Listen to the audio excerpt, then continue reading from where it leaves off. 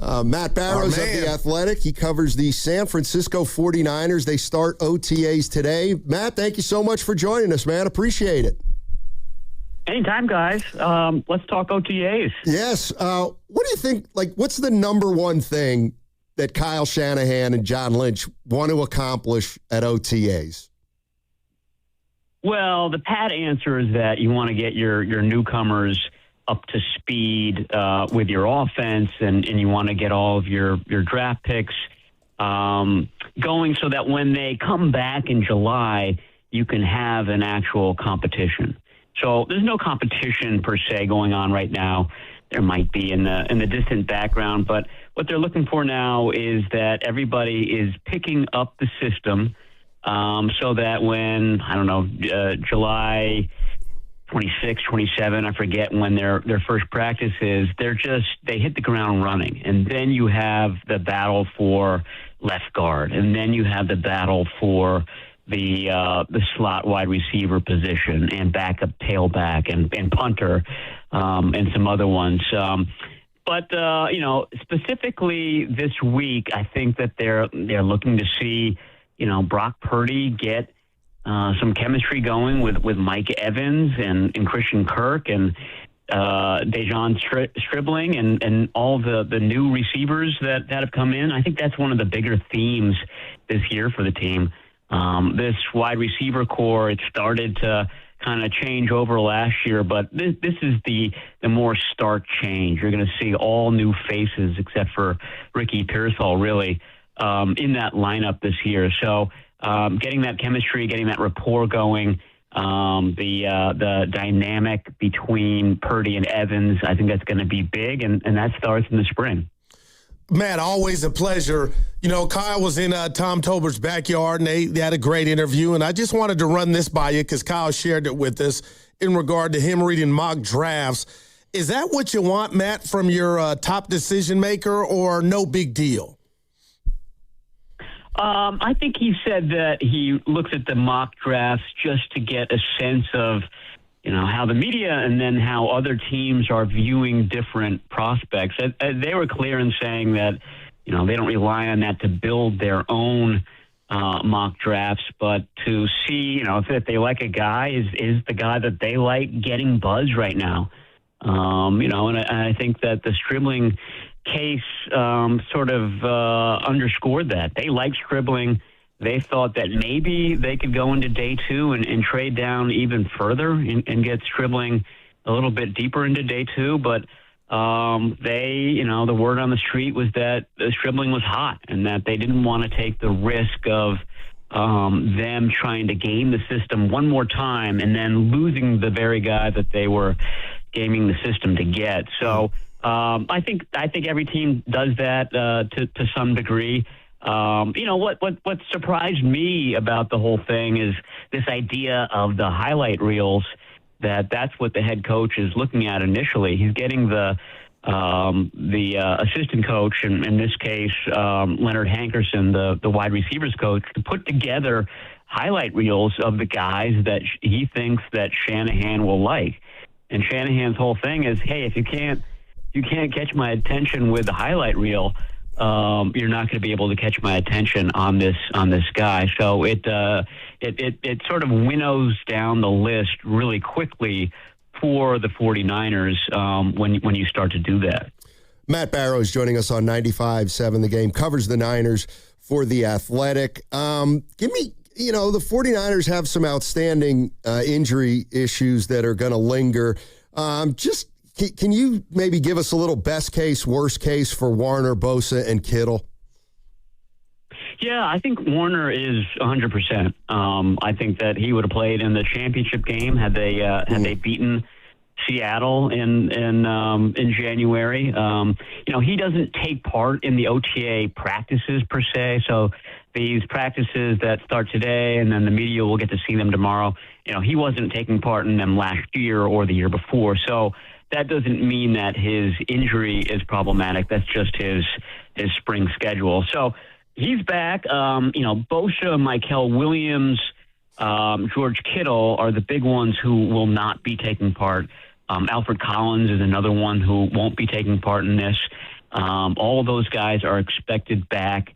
I should say all those guys except for Kittle are expected back at some point during training camp, and Kittle's a question mark. And I think that this game in Australia, if it was a home game, a week one home game, for example, or a week one game in, say, LA or Arizona or Seattle, I think the chances of Kittle playing would have been greater than they are in Australia. I'm not saying that he won't, but when you add the earlier date plus a 16-and-a-half-hour flight, plus the fact that they're going to practice there for something like a week, so they're not in their usual environment, they don't have their access to their rehab materials, all that stuff, I would start to bring down a couple of those guys who we're thinking were maybes for week one. That's Kittle and that's Michael Williams.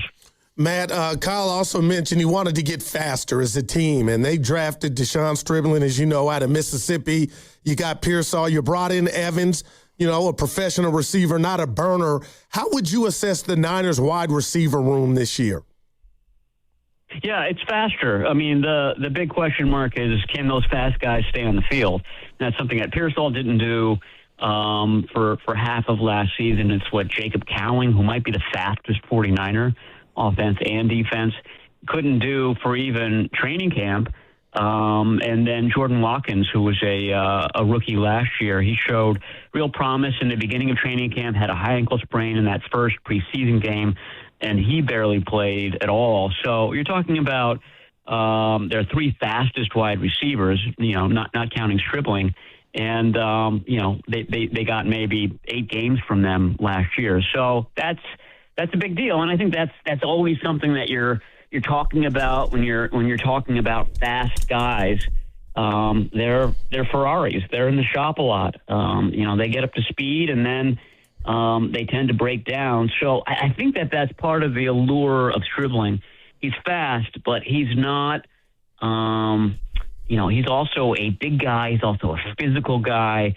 Got a really good track record of playing in college and not being sidelined by injuries. So he's more of a rough and tumble fast guy. And I think that they like that about him. One of the big issues from last year is that they had so few explosive plays. We're talking passing game and the running game. And I think that speaks to team speed, and I think that speaks to blocking or lack thereof. I mean, this team used to pride itself on yak and used to pride itself on wide receivers blocking downfield, and both of those things fell by the wayside last year. Remember, John Jennings was hurt a lot of the first half of the season, so his blocking prowess wasn't either absent or he wasn't fully healthy. I think that they're hoping that, Stribling and some of these other guys that they added are going to equal more yak, more explosives for this team in 26. Matt Barrows joining us on 95.7 The Game, covers the 49ers for The Athletic. Let me ask you about McCaffrey. Do you expect Kyle Shanahan to kind of use him early in the year, all systems go? Or do you think they'll have a plan maybe to mitigate some of his usage early in the year? And then if McCaffrey doesn't touch it as much as he did last year, do they expect Black to play his rookie year?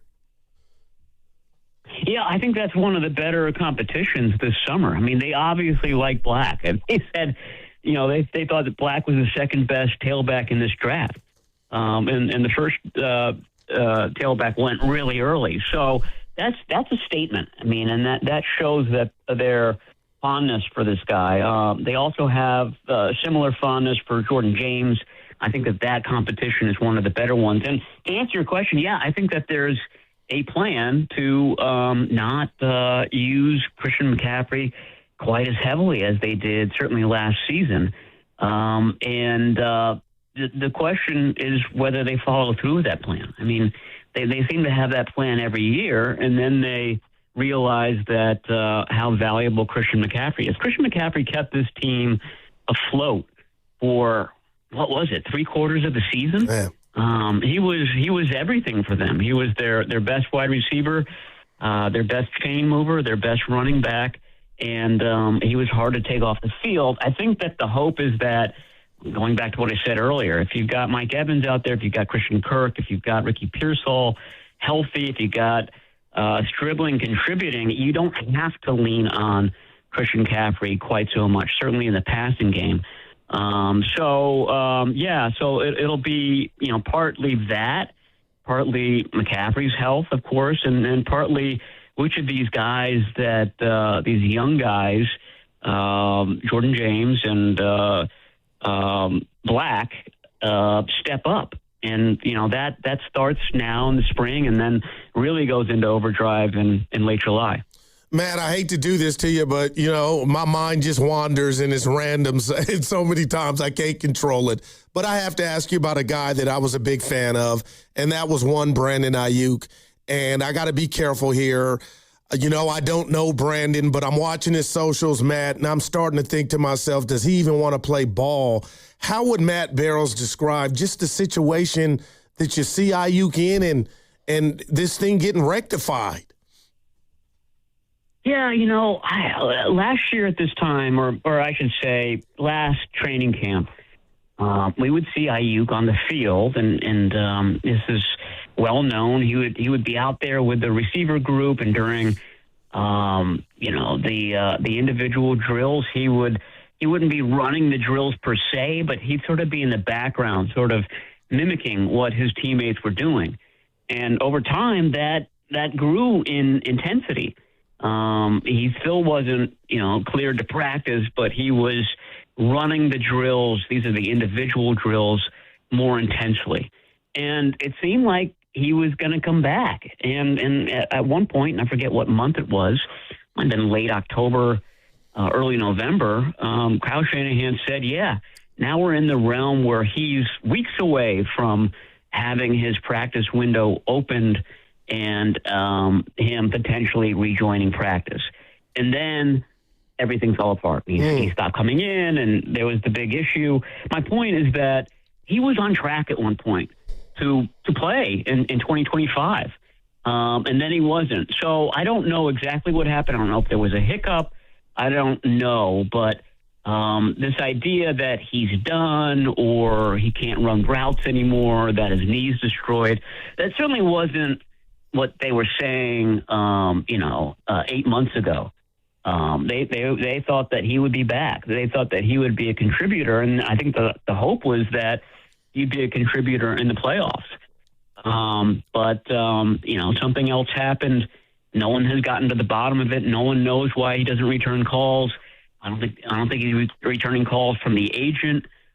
He's still represented by the same guy that handled his 2024 contract, but there doesn't seem to be any communication between him and certainly none between the agent and the teams. So he's in limbo right now, and the 49ers aren't playing ball with him to kind of release him and allow him to go to a team and kind of start anew. They want something in return. So that only adds to this sort of vagueness, this sense of limbo that he's in right now. He's a guy that's under contract with the 49ers who hasn't been on the premises in 8 months.